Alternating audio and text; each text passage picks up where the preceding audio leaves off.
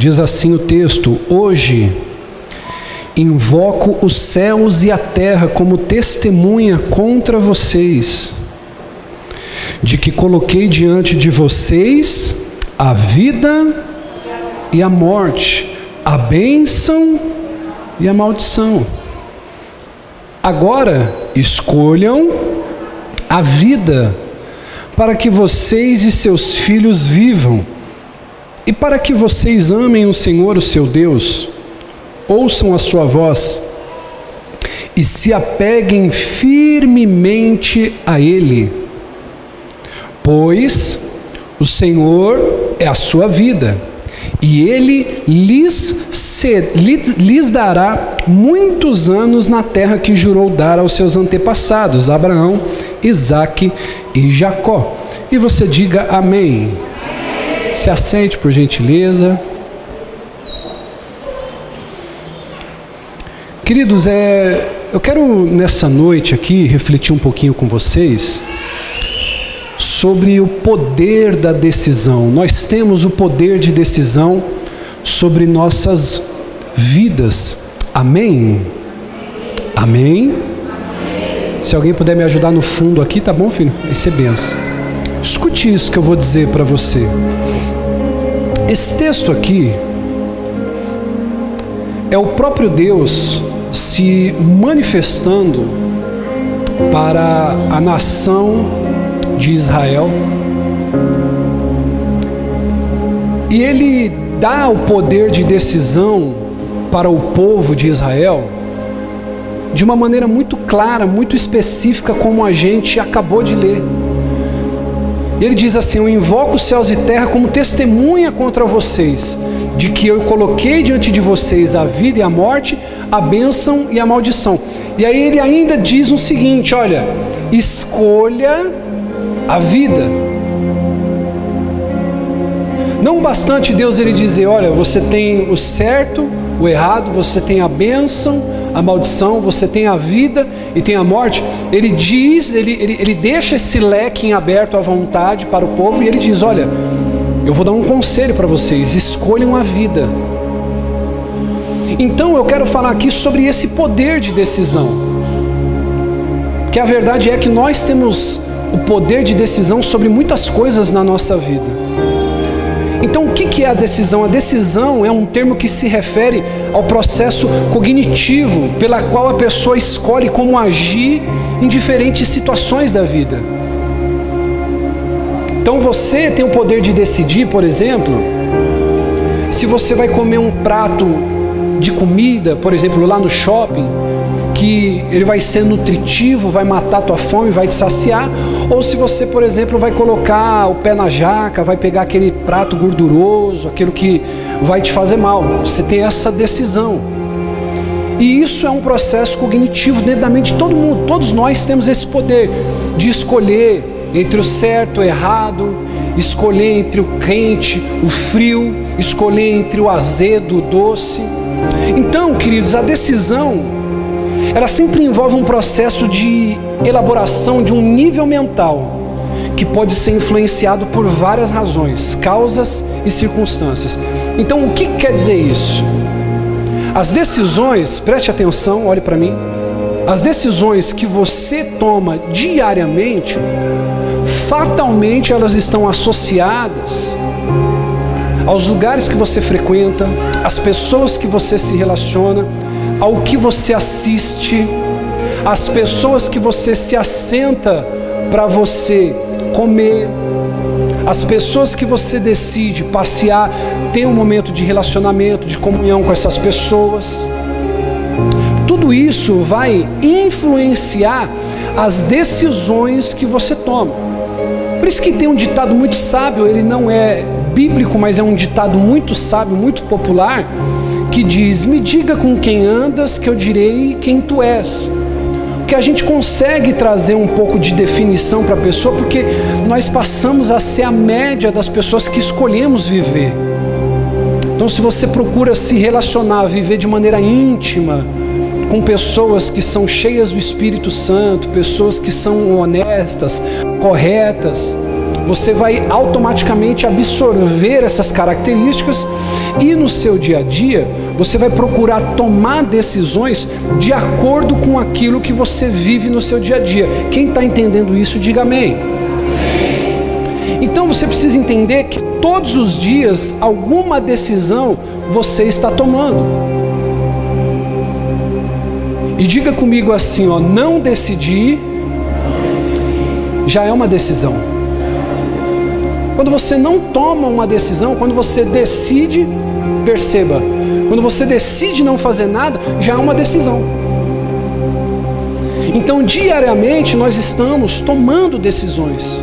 E isso aqui é muito importante. Segundo o dicionário da língua portuguesa, o que significa a palavra decisão? Decisão significa uma pessoa obstinada, uma pessoa, perceba, que sabe o que quer, uma pessoa determinada, uma pessoa resolvida, convicta dos seus planos e objetivos. A pessoa decidida é a que opta por algo, que escolhe um lado. Então, escute isso que diz, abre para mim ali, meu amigo vai abrir, Provérbios capítulo 2, versículo 1. O Senhor, Ele nunca vai nos violentar nas nossas decisões. E é isso que você precisa entender essa noite. Você que veio hoje aqui, talvez você entrou hoje aqui, às vezes, eu vim porque eu tenho um compromisso, eu vim porque eu fui convidado, eu vim porque alguém me chamou. Não, você veio hoje aqui porque o Senhor, através do Espírito Santo, preparou esse encontro com você. E você vai ter duas opções, ou decidir dar uma resposta a essa pregação, a esse sermão, ou decidir sair daqui hoje e voltar para a mesma vida que você está vivendo. Então perceba, nós vamos ler até o versículo 10, tá bom, filho? Então você vai passando para mim aí. Olha só, aqui existem algumas condições. Após a vírgula, você vai ver que existem vários se. Então perceba, meu filho, diga se você o quê? As minhas palavras. Se você aceitar e guardar no coração os meus mandamentos, versículo 2. Se der ouvidos à sabedoria e inclinar o coração para o discernimento. Versículo 3. Se você clamar por entendimento e discernimento e gritar bem alto.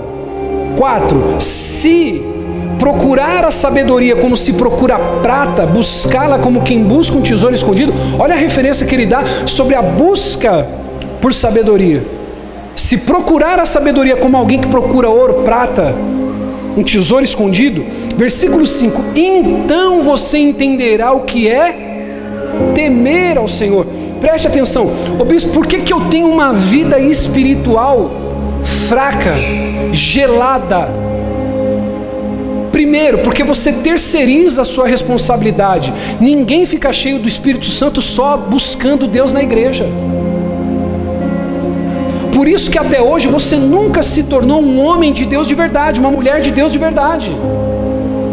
Porque aquele que entende o que é temer a Deus, ele lê a palavra no metrô, ele lê no trabalho, ele lê na hora do almoço, ele lê na empresa, ele lê no banheiro, ele busca por conhecimento como a pessoa que busca por ouro e por prata. Então tem muita gente que diz assim, mas a igreja que eu estava tinha problema. Toda igreja tem problema, irmão. E se você achar uma igreja que não tem problema, por favor, não entra lá não, para não estragar. Não entra não, deixa eles quietinhos lá. Toda igreja tem problema. Aí tem gente que diz assim, não, bispo, sabe o que é? Porque eu me feri. Vai começar por mim, tá bom? Eu vou levantar minha mão. Só aqui quem já foi ferido dentro da igreja. Vai começar por mim. Tem mais alguém aqui que se feriu dentro da igreja? O resto está tudo crente, todo mundo está bem, né? Que bênção. Quem já passou decepção, se feriu dentro da igreja? Normal. Só quem é casado aqui, diga amém. Só que quem o marido já sabe, tem convicção disso, já feriu a esposa, ou a esposa o marido. E o que você fez? Você foi trocar de mulher? Não, você resolveu o problema. Só que pessoas imaturas espiritualmente é assim, elas ficam zanzando de igreja em igreja, pensando que o problema é a igreja. Não, o problema é procurar a sabedoria de Deus como alguém que procura a prata e o ouro. É uma decisão. Você nunca será um homem, uma mulher de Deus simplesmente no ambiente de culto. Isso não existe, irmão. Tem gente que diz assim: bispo, eu tô igual aquela música do Kemuel, né? Eu quero viver algo novo. E você não vai viver. Provavelmente não viverá. Bispo, por quê? Porque o segredo de profundidade com Deus está como alguém que procura o ouro. Alguém que procura o ouro, ele encontra na primeira escavação que ele faz? Não. Depois que ele encontra supostamente o ouro, o que ele precisa fazer? Ele vai debulhar aquela pedra, porque o ouro está escondido com outras pedras, sim ou não? Assim são os mistérios de Deus. Não tem como, querido, você ficar bem na fé simplesmente com a pregação de domingo. Por isso, querido, que eu digo, posso falar isso aqui? Eu tenho falado muito nesses últimos tempos, e principalmente você, preste atenção nisso aqui. Eu tenho falado isso para a igreja, principalmente agora final de ano. Você precisa tomar cuidado para você não se tornar uma piriguete gospel. Ô bispo, o que é a piriguete gospel? A piriguete gospel é aquela noiva, é aquela igreja que só vem para o culto de domingo para dar um cheirinho em Jesus, para dar um beijinho em Jesus, para dar um abraço em Jesus. E depois ela... Eu não vou falar isso não, deixa. Irmão, quem procura mulher no fim de semana para ter prazer, está procurando o quê? Pode falar. Está procurando o quê? Vocês estão...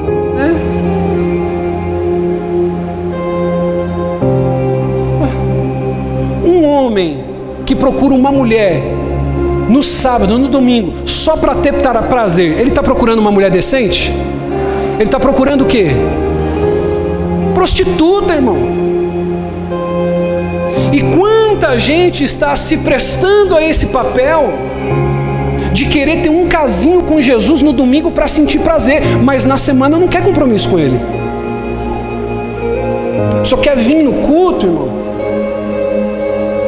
para ter um descargo de consciência. Ela mudou a cultura católica que ela tinha e ela trouxe para o evangelho, para a igreja evangélica. Ela vai no fim de semana para descarregar, para sair de lá aliviada.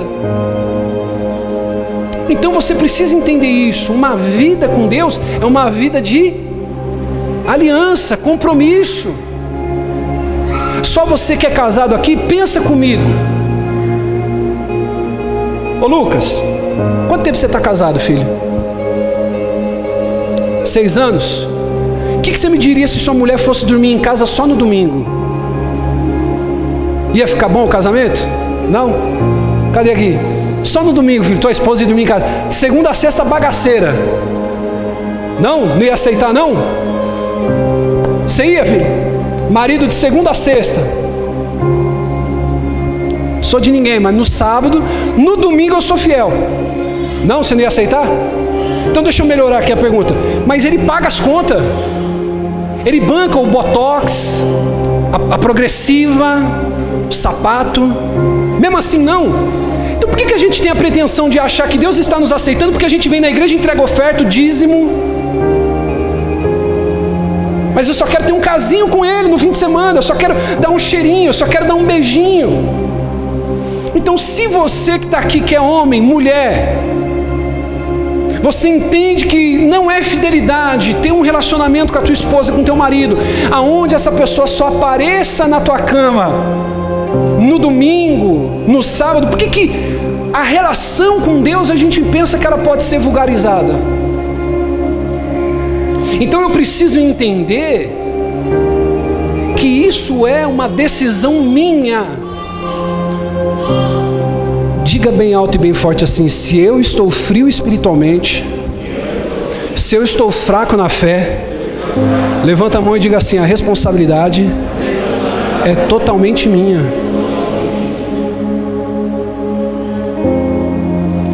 Você lembra de 1 Coríntios capítulo 11, versículo 23? Se você não lembra, eu vou refrescar a tua memória.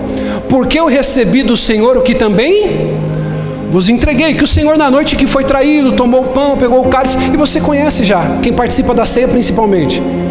Só que antes disso, Paulo vai dizer que a reunião que eles tinham era mais para o mal do que para o bem. Me pergunte por quê, bispo? Porque eles não comiam em casa antes de vir para o culto.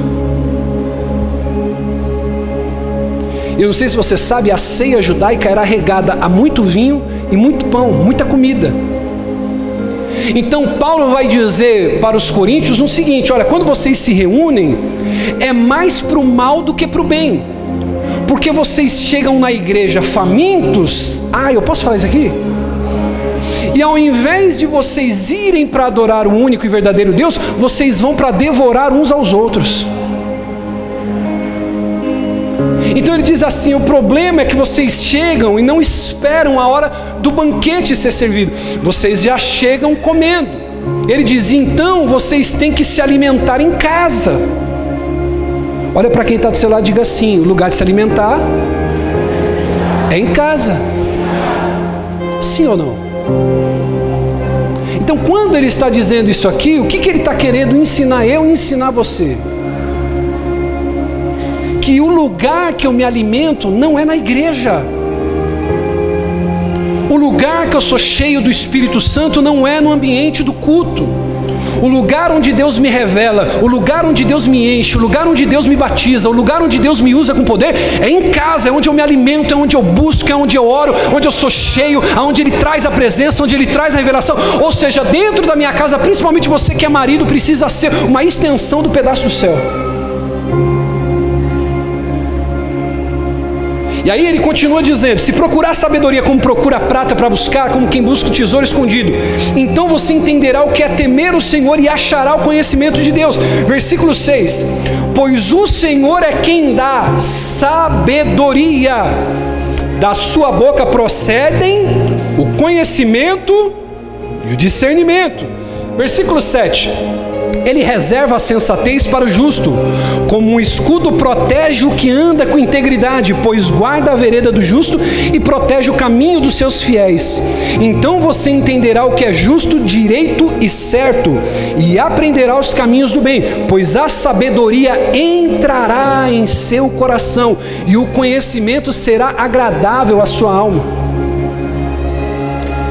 Então, a primeira decisão que eu preciso tomar para poder mudar a minha vida é entender que a Bíblia é a sabedoria infalível de Deus para a minha vida. Se muitas pessoas levassem a Bíblia tão a sério quanto uma receita que elas olham na internet, a vida seria diferente.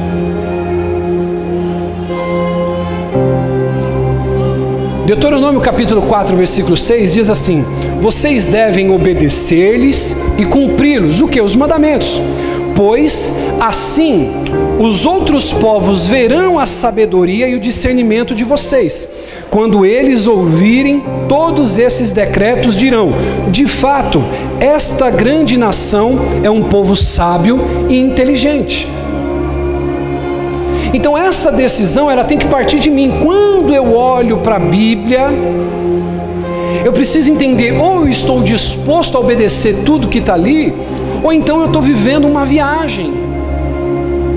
Quando eu decido colocar a palavra de Deus como uma sabedoria infalível para a minha vida, ela passa a ter resultado para mim. Amém? Diga comigo assim: a parte da Bíblia que funciona para mim, posso falar isso aqui? É a parte que eu creio. A parte que eu não creio não funciona. Aquilo que eu não creio não funciona. Então, olha o que Paulo vai dizer em 1 Coríntios 1, 23. Nós, porém, pregamos a Cristo crucificado, o qual de fato é escândalo para os judeus e loucura para os gentios, mas para os que foram chamados, tanto judeus como gregos, Cristo é o poder de Deus e a sabedoria de Deus. Diga aleluia. Então a sabedoria de Deus está na sua palavra. E quando eu tomo a decisão de entender que essa palavra pode mudar minha vida, isso muda tudo. E aí você precisa entender algo aqui. Preste atenção.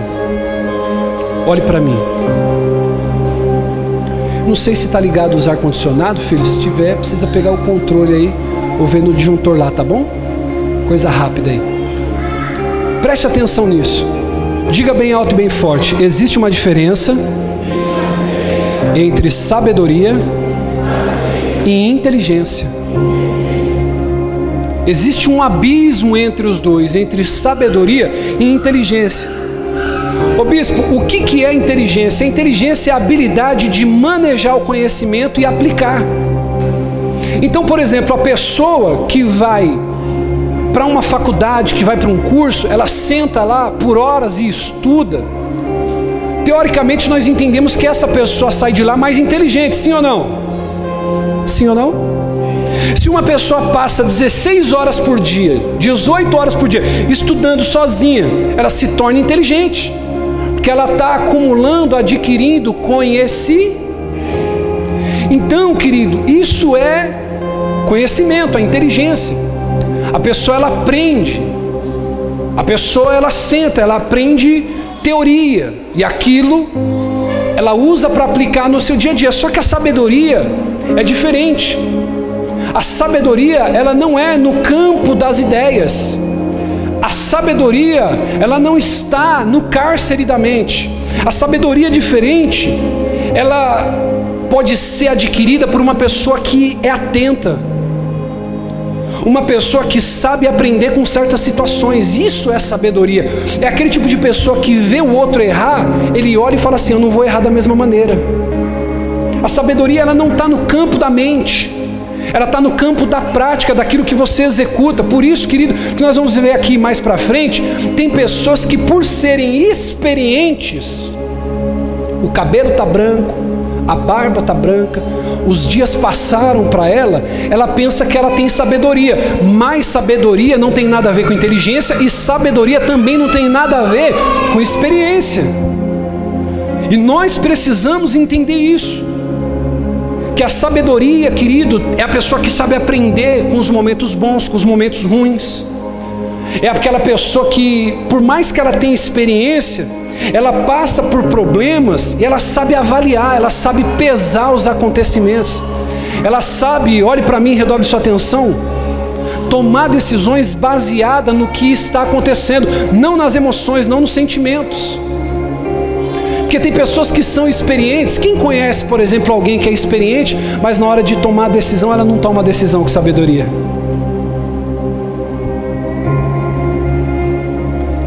Quem conhece, por exemplo, alguém que é muito inteligente, mas na hora de tomar uma decisão, ela não toma uma decisão com sabedoria, por mais que seja inteligente? Então, inteligência e experiência não quer dizer que uma pessoa é sábia. Então, como que poderia ser explicado a sabedoria? Eu poderia dizer para você que é uma espécie de mistura entre a inteligência e a experiência. É você saber calcular, é você saber estudar com atenção as experiências que você vive. Então nós estamos chegando no fim de ano agora, preste atenção, olhe para mim.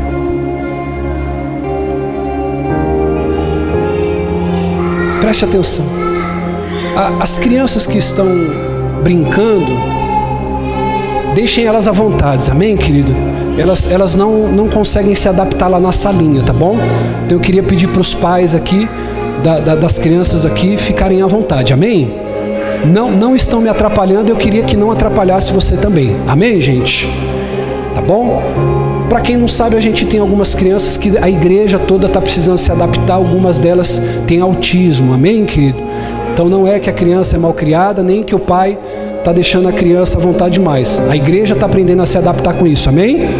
Quem abençoa essas crianças aqui? Amém? Glória a Deus, pode aplaudir a Deus por isso?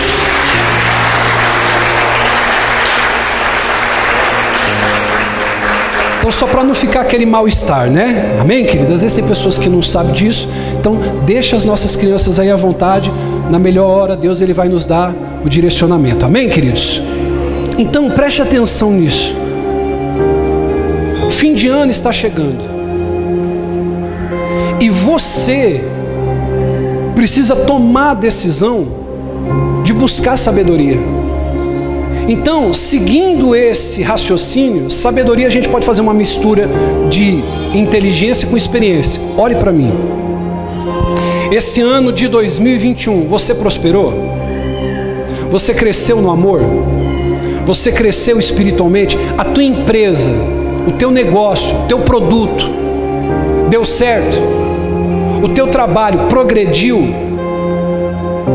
Você passou um ano inteiro dando desculpa para você mesmo, dizendo, mês que vem eu vou começar a dizimar, eu vou voltar a ofertar, eu vou colocar minha vida financeira em ordem, e passou um ano inteiro e você não conseguiu resolver nada.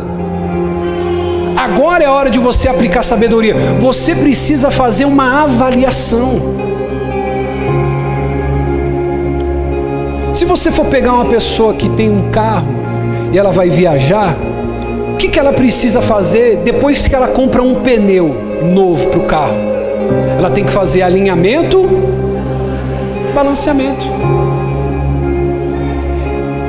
Posso falar isso aqui? Eu acredito que um ano novo é como se Deus nos desse pneus novos para continuar caminhando. Só que nós precisamos alinhar e balancear. Então pensa, quem dirige aqui? Pensa você fazer uma viagem, filho, de 300 quilômetros. Não é muita coisa, mas você vai ficar 3 horas e meia no mínimo aí. Se você tiver um pé legal igual o meu, 3 horas você vai ficar na estrada. Aí pensa, você com o volante para cá, mas o carro indo reto e você assim, ó. Como que vai ser essa viagem? Desconfortável. O volante para a direita e o carro indo reto.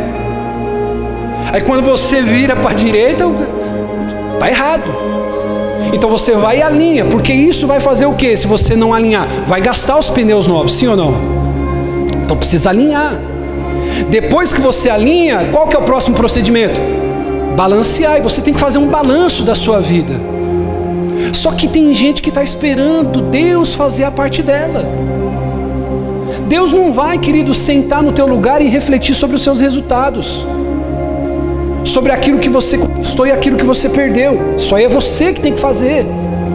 Então vai balancear o pneu. Como que vai balancear? Aliás, as rodas. As rodas, elas vão colocar uns pedaços de chumbo lá, não é isso? Quem dirige aqui sabe, para que a roda não fique trepidando quando você estiver em alta velocidade. Então eu preciso fazer um balanço da minha vida para ver para que lado a minha vida tem ido. Se eu tenho pendido para um lado onde a minha alma está se perdendo, eu preciso fazer essa análise, eu preciso fazer essa reflexão. Para onde que está indo o rumo do teu casamento? Para onde que está indo o rumo da tua espiritualidade? Pensa comigo, para onde que está indo o rumo da saúde financeira da tua casa? Então, se você não tomar a decisão de ter um momento de pensar sobre isso e buscar sabedoria, porque isso simboliza a sabedoria. Eu tenho ensinado isso aqui na igreja, que as pessoas que estão acima da média, pessoas que têm resultados exponenciais, pessoas que são cheias do Espírito Santo, pessoas que têm feito coisas extraordinárias, são pessoas que gastam tempo pensando. Então eu preciso fazer essa análise. Diga, eu preciso analisar. 2 Timóteo 3,16 diz o seguinte: toda a escritura é inspirada por Deus e útil para o ensino, repreensão, correção e instrução na justiça. Então quando eu olho para a palavra de Deus, eu preciso entender se eu tomarei a decisão de crer e acreditar que essa palavra é infalível para a minha vida. Porque tem gente que só acredita na parte que quer. Então por que tem gente que tem dificuldade de ler a Bíblia? Olhe para mim agora. Sabe por que tem gente que tem dificuldade de ler a Bíblia? Porque quando eu leio a Bíblia me lê. A Bíblia faz uma leitura de mim mesmo. Quando eu estudo as Escrituras fazem um estudo de mim mesmo. Como que eu vou dar continuidade para ler a Bíblia dizendo que eu não devo adulterar e eu quero continuar no adultério? Como que eu vou continuar lendo a Bíblia se ela me diz para não ser avarento, mas eu quero continuar na avareza? Como que a Bíblia diz para eu não me prostituir, mas eu quero continuar me prostituindo? Como que eu vou me aprofundar nesse livro? Como que eu vou mergulhar nele? Então, preste atenção nessa frase aqui. Eu não sei de quem é, mas eu quero fazer citação aqui. Se você ler a Bíblia sem acreditar que ela é a carta de Deus para você, então você está violando correspondência alheia. Ou essa palavra é para mim, ou ela não é. Essa palavra, presta atenção, tem gente que vem para a igreja, e aí às vezes a pessoa ela está aqui ouvindo a palavra, e ele é o crente pá. Vocês conhecem o crente pá? Quem conhece o crente pá? É aquele irmão que vem para o culto, e aí a palavra está vindo, aí ele pega a pá e diz assim: opa, essa aqui é para o irmão do lado, essa aqui não é para mim não. Ele sai jogando a palavra para os lados, não é para ele. É o crente pá, ele pega, olha, se fulana, menina, Deus falou no culto, se fulana estivesse lá. Não, infeliz, é para você mesmo, minha filha. Olha para quem está do seu lado e diga assim: é para você a palavra. Porque tem a pessoa que ela vem e fala assim: olha, se fulano tivesse no culto, a palavra foi, ó, falou demais. Falou do fofoqueiro. A fulana tinha que estar aqui. A infeliz que é fofoqueira não percebe que é para ela.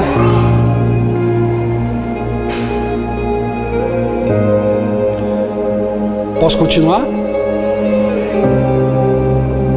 Eu não sei se eu falo isso aqui.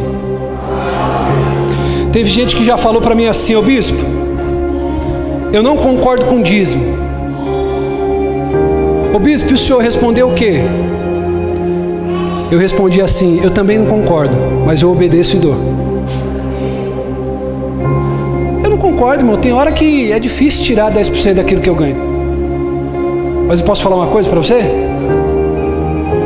Esse livro aqui você não lê para aprender, você lê para obedecer.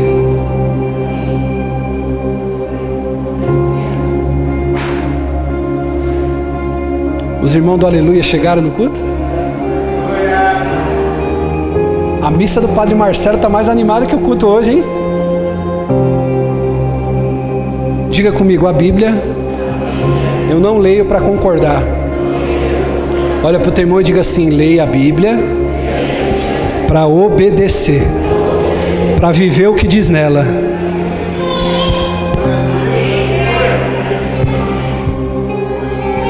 O problema é esse: as pessoas estão lendo as Bíblias na sua casa dizendo assim: ah, mas isso aqui eu não concordo muito não, viu?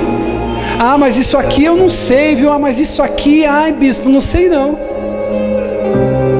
Então quando você lê a Bíblia para dizer assim: tudo que disser eu vou fazer, meu caro, você vai arrebentar, sua vida vai mudar. Então tem muito livro que você lê por aí que traz bons conselhos para a sua vida, sim ou não? Mas é só a palavra de Deus que traz felicidade para o seu coração. Amém? Então é a primeira decisão, foi Deus quem falou. Eu coloco diante de você a vida e a morte. Escute o que eu vou dizer para você. Se você soubesse, olhe para mim e preste atenção.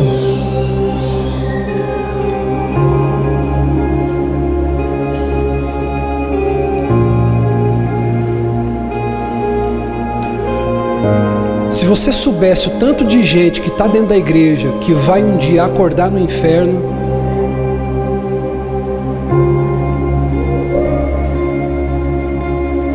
bispo, o que o senhor está falando?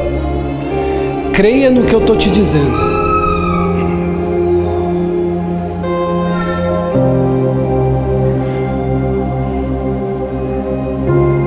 Se Deus não tiver misericórdia dessa igreja, 90%, 95% dos que estão aqui não serão salvos. E eu estou incluso nisso aí também. Bispo, o que o senhor está querendo dizer? Está querendo me assustar? Não. Porque a vida ela é feita de decisões. A vida é feita de escolhas.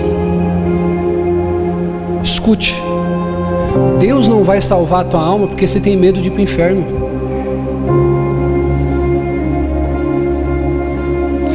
A Bíblia diz em Malaquias, capítulo 3, que existe uma diferença entre os que servem e os que não servem a Deus. Não pense você, querido, que viver uma vida de santificação, viver uma vida em santidade, rasga a nossa carne pelo interior. Quem vive em santidade tem os mesmos desejos e prazeres daqueles que estão vivendo entregues ao pecado.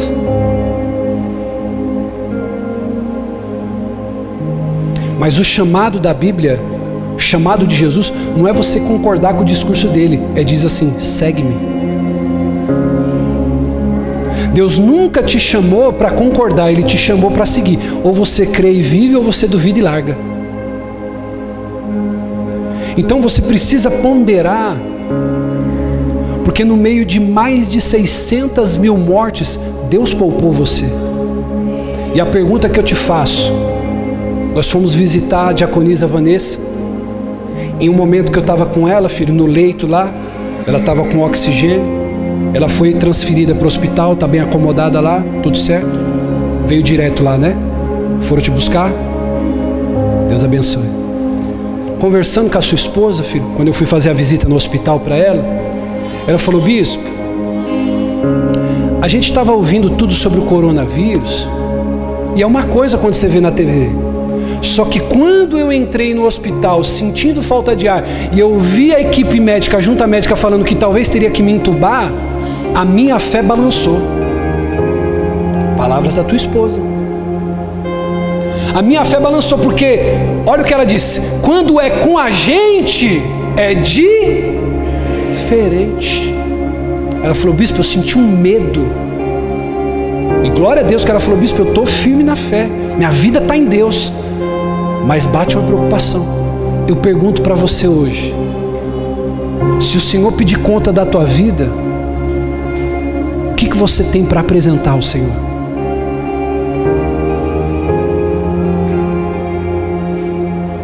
Não tem como você passar a eternidade no céu desejando as coisas da terra. E quem é minha ovelha sabe que eu ensino você a prosperar, mudar de vida, trabalhar, empreender, crescer, sim ou não? Mas eu não posso ser um pastor irresponsável. A vida não se resume a isso. Então, quantos de nós estamos dentro da igreja, mas não estamos fazendo a palavra de Deus valer para as nossas vidas? Passamos mais tempo na TV, passamos mais tempo no celular, passamos mais tempo no fogão, passamos mais tempo no videogame, passamos mais tempo com tudo quanto é coisa, menos buscando as coisas que são do alto. A Bíblia diz, olhe para mim e redobre a atenção: do que adianta ganhar o mundo inteiro e perder a sua alma?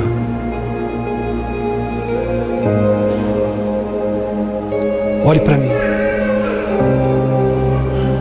Quando você se encontrar com o Senhor, Ele não vai querer saber de você quantos diplomas você conquistou. Quando você estiver diante do Deus Todo-Poderoso, Ele não vai perguntar quanto você acumulou no banco para deixar de herança para os teus filhos. Sabe o que Deus Ele vai querer saber? Você foi fiel à esposa que eu te dei? Você foi fiel ao marido que eu te dei? Você foi fiel aos teus filhos? Você foi fiel ao teu pastor? Você foi fiel à tua igreja? Você foi fiel ao teu trabalho? Você foi fiel àquilo que eu entreguei nas tuas mãos para você cuidar? Deus não vai perguntar para você, querido, quando você estiver diante dele, você colocou piso, porcelanato na sua casa? A parede era de alvenaria ou de drywall? Ele vai falar assim: o que você fez com a família que eu te confiei? Homens que estão aqui, ouçam o que eu vou dizer. Não pense que Deus vai aliviar para você que tirou uma mulher da casa do pai dela e da mãe dela. Deus vai pegar pesado com você, meu amigo. E eu te provo isso na palavra. Quem comeu o fruto proibido primeiro, Adão ou Eva? Quem? Eva. Mas Deus chamou quem para a conversa? Sabe por quê? Porque o homem é o cabeça da mulher. O homem é o cabeça da mulher. Falou: Adão, vem aqui. Que papo é esse aí que tua mulher comeu o fruto? Ah, Senhor, foi a mulher que você me deu. Vai falar com ela. Vai falar com ela? A terra a partir de hoje é maldita por sua causa. Você vai ter que trabalhar, transpirar muito para poder tirar o teu sustento. E a mulher vai ter dores de parto. Deus, ele pede contas a Adão. E a gente vê o porquê do progressismo, marxismo, o esquerdismo de uma maneira geral tem crescido na nação.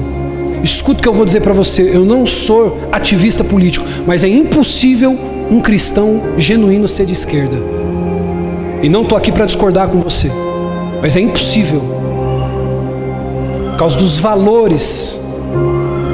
Então você vê que esse progressismo, ele vem com a ideologia de gênero, ele vem sorrateiramente porque não consegue pegar os adultos. Agora eles estão investindo em quem? Nas nossas crianças. E se eles conseguirem desconstruir as crianças de hoje, eles conquistarão essa nação no futuro. Então, assim como Cristo é o cabeça da igreja, um homem é o cabeça do teu lar. E por isso, querido, o trabalho dessa cultura falida em querer o quê? Tirar a masculinidade do homem. Um homem, ele não pode ser mais másculo. Então eu preciso tomar essa decisão de entender que a palavra de Deus é o que vai reger a minha casa. Irmão, se tem uma coisa que eu tenho muito medo, vai ser de quando Jesus se encontrar com alguns maridos. Quando Jesus se encontrar com algumas esposas. Porque pensa comigo, o maior patrimônio que Deus poderia dar a você é você e a tua prole, você e a sua família. Por isso, querido, que eu tenho falado muito para os homens aqui dentro dessa igreja, que nós como homens precisamos ao máximo possível viver uma vida reta, uma vida temente a Deus, fugindo da aparência do mal. Porque nós vamos prestar contas a Deus dessa família que estamos formando. Hoje o que a gente está vendo, o divórcio, querido, crescendo em número assustador. Não existe mais diálogo, não existe mais resolução entre o casamento. Não está bom, arruma outra. Não está bom, arruma outro. Então eu preciso entender que se eu estou aqui hoje, escute isso, Deus não deixará apagar o culto de hoje da tua memória. Deus não deixará apagar o culto de hoje da tua memória. Jesus Cristo não nos enganou. E Paulo disse a Timóteo, Timóteo, acredite nisso. Paulo não maquiou o evangelho para o seu discípulo amado. Ele disse assim: saiba de uma coisa, todos aqueles que desejarem viver piedosamente passarão por tribulações. Então o que a gente vê hoje? Um evangelho diluído que quer trazer as pessoas para a igreja com a seguinte chamada: olha, pare de sofrer. Pare de sofrer. Venha para cá porque você vai ser abençoado. Sim ou não? Mas como que eu, como pastor, posso abençoar uma vida que Deus quer tirar? Porque Deus, ele no fundo quer tirar a sua vida. Bispo, que é isso? Eu te digo, Jesus falou o que para os discípulos? Quem quiser vir após mim, negue-se a si mesmo, e venha após mim, e tome a sua, e siga-me. Só que o evangelho que tem dito aí, não, vem para cá que você vai ser abençoado. Como abençoar uma vida que Deus quer tirar? Ele diz assim: aquele que quiser salvar a sua vida, perderá, mas aquele que perder a sua vida por amor a mim, ganhará. Então eu vou dizer uma coisa para você, não quero te assustar com o que eu vou dizer, mas dentro do meu coração eu sinto que nós estamos muito próximos do fim. Eu posso estar errado, até porque a Bíblia diz que ninguém saberia o tempo. Mas uma coisa que eu quero pedir para você: coloque tua casa em ordem, coloque tua vida em ordem, busque a Deus enquanto se pode achar, porque guarde as minhas palavras. Chegará um dia que as pessoas vão querer dar tudo que tem, carro, casa, riquezas, para poder entrar num ambiente como esse e sentir a paz que nós sentimos aqui nesse momento, e não terão, porque a igreja será arrebatada. A igreja será raptada da terra. E ninguém mais vai ouvir aquele povo barulhento dos domingos. E elas vão querer procurar o Senhor e não acharão. Então eu preciso tomar essa decisão. Diga, eu preciso tomar essa decisão. E para poder encerrar, já está bem avançado o meu tempo aqui. Mais alguns minutos eu encerro. Então a primeira decisão, de acreditar que a palavra de Deus é sabedoria infalível para a minha vida. Amém? E a segunda decisão que você precisa tomar hoje aqui: tudo que você fizer, faça com excelência. Tudo que você fizer, diga aí para 2 ou 3 pessoas: tudo que fizer, faça com excelência. Meu irmão, abre para mim aí, por favor, Provérbios 22, 29. Em alguns minutos eu vou encerrar. Provérbios 22, 29. Tudo o que você for fazer, faça com excelência. Olha só, vamos lá contar até 3. 1, 2, 3. Você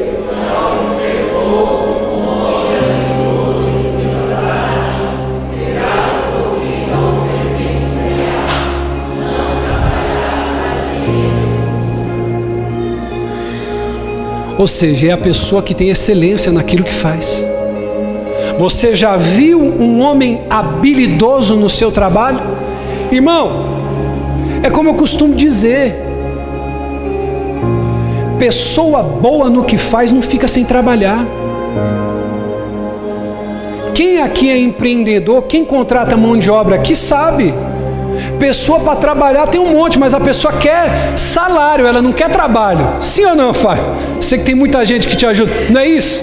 Gente para trabalhar tem um monte, mas e pessoa qualificada para fazer, chegar antes do horário, ficar depois do horário, sem você precisar pedir, habilidosa com as mãos, tem? Não tem. Agora, quando você conhece alguém habilidoso, essa pessoa é promovida, essa pessoa ela passa a arrebentar, dá certo. Por quê? Porque ela faz o que faz com excelência. Guarde isso que eu vou te dizer: a preguiça dificulta tudo, mas a pessoa proativa facilita as coisas. Então, querido, o preguiçoso, ele vê dificuldade em cada solução. Eu preciso entender que tudo que me vier à mão é uma decisão, diga, é uma decisão de fazer com excelência. Pensa comigo,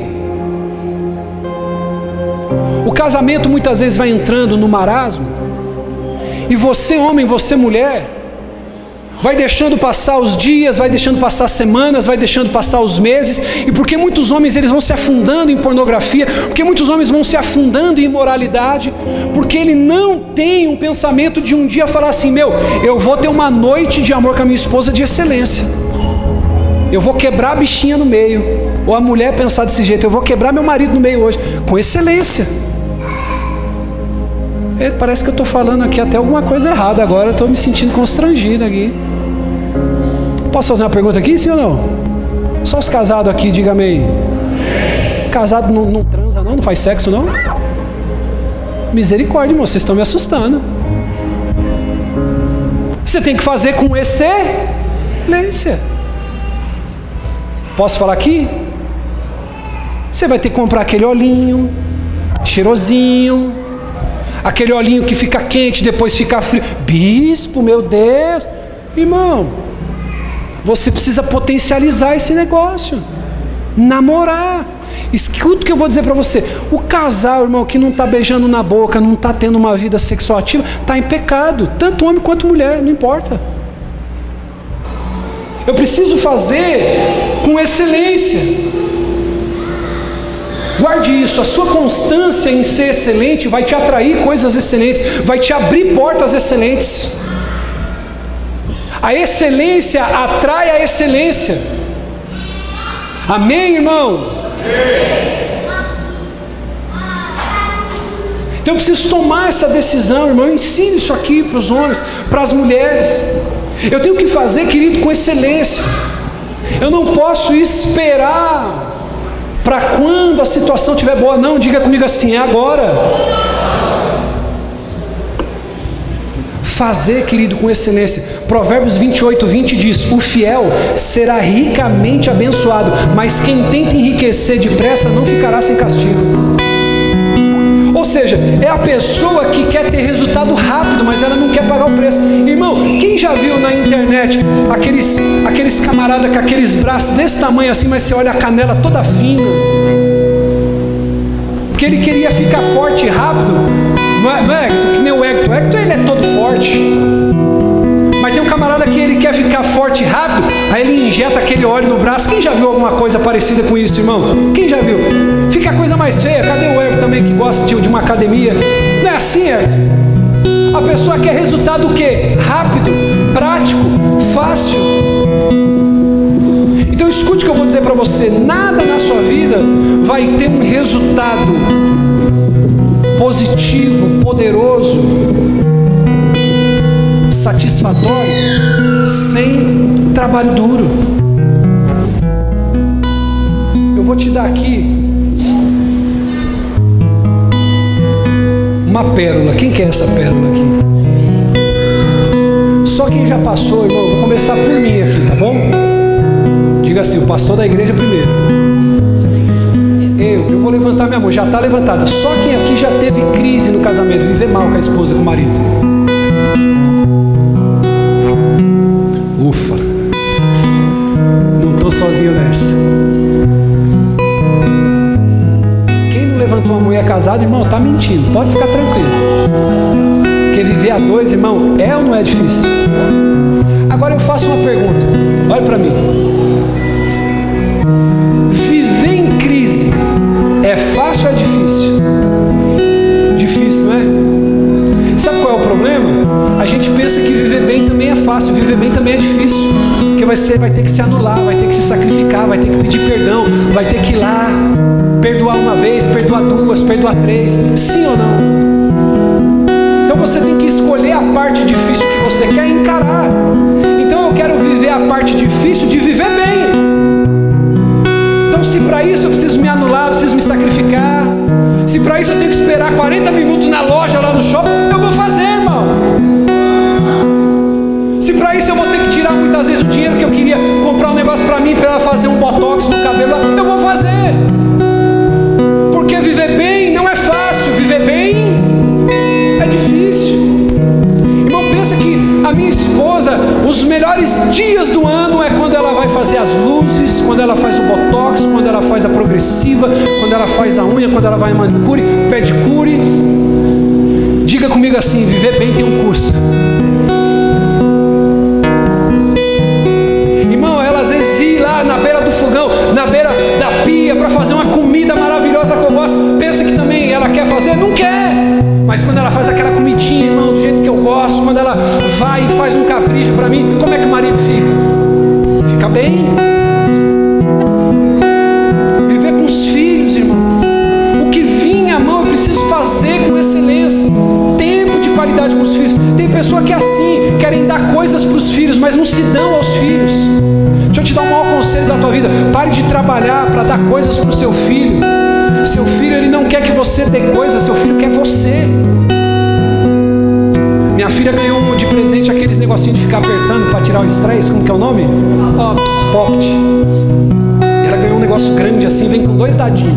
Aí você rola os dados e a quantidade que sair é a quantidade que você estoura. Não pensa que a minha filha foi dormir, ela me deu um abraço, eu fiquei brincando com ela meia hora com aquilo. Irmão, pensa. Nos primeiros 5 minutos eu já estava entediado. Jogo o dado e estouro os pocket. Ela me deu um abraço, ela falou: pai, você é o melhor pai do mundo. Ah, irmão, isso não tem preço. O que vier à tua mão, faça com excelência. No seu trabalho, o que vier à mão, faça com excelência. Como se estivesse servindo a Deus, não a homens. Aquele teu amigo que precisa de uma palavra, aconselhe ele, abrace ele com excelência. Só que isso é uma decisão que eu preciso tomar.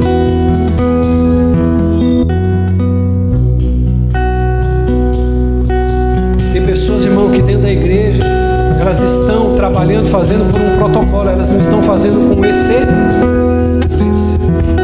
Posso falar uma coisa aqui, sim ou não? Principalmente para você que é obreiro aqui, pastores, meus pastores, os presbíteros, os diáconos, experimenta dar lá na sua empresa aquilo que você tem dado aqui dentro, para ver se você fica lá.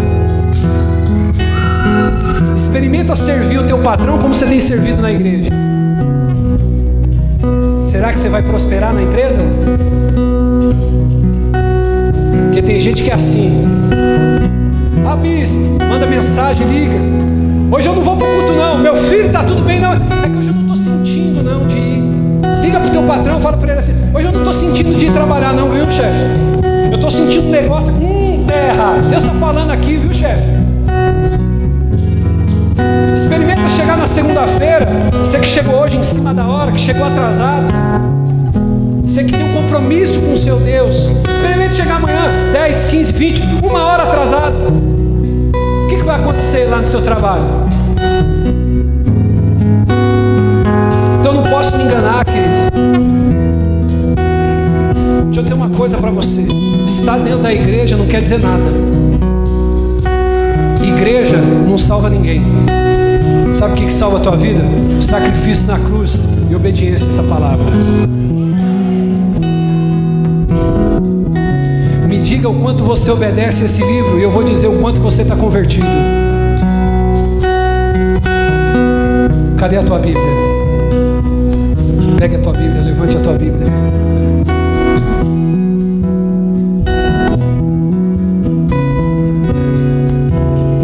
Feche os teus olhos agora, diga comigo: Senhor, essa palavra, faz ela impregnar na minha alma, no meu coração.